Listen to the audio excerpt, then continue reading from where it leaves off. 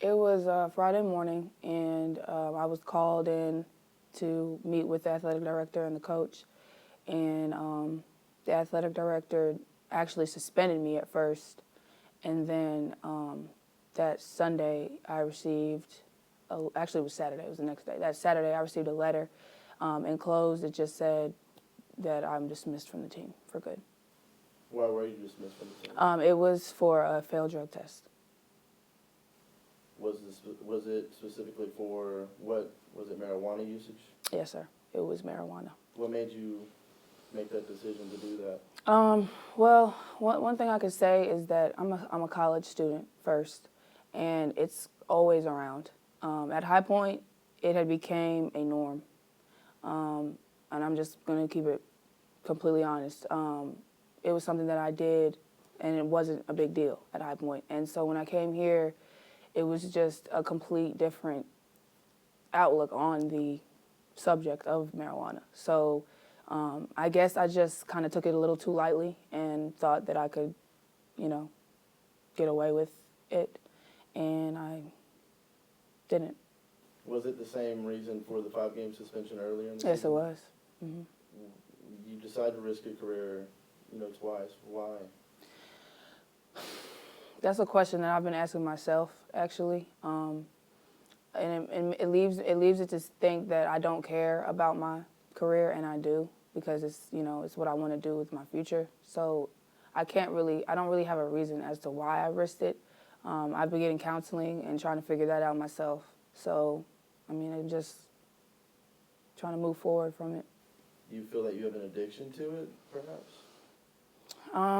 I wouldn't say I have an addiction to it, but I would say that as far as me being strong enough to, if it's around me or if I'm, stressed out and feel like I need a release of stress, that I'll, get weak and just say, I'll come up with an excuse and think, I'll get a detox, I'll be fine.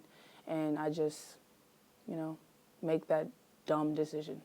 So. You mentioned it's the lifestyle almost at High Point, and then you come here. Do you feel that, this is the right punishment for doing it, given that it's, almost a part of culture nowadays? Well, it sucks that it happened, but at the same time, I feel like it had to happen. I feel like everything happens for a reason. And I had to have a serious wake-up call before I do enter into the real world, because I do want to play professional basketball, and I would rather it happen now than later. Have you talked to any of your teammates since the incident? Yeah, I talk to them every day. A couple of them are really close with me, so we've spoken. Who did you talk to, and what did you say? What was the conversations over? I spoke with Bria Edwards, Taisha Petty, Tiana Porter.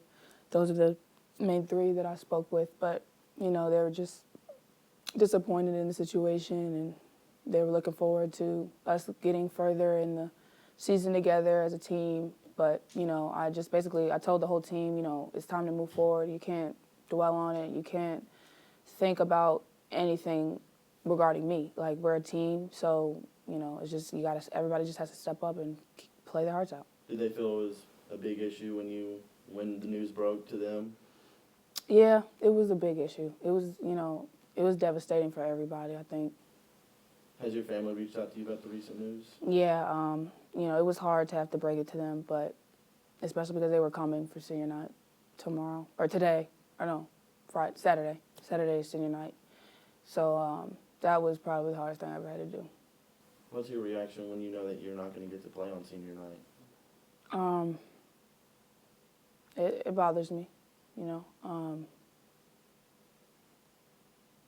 sucks.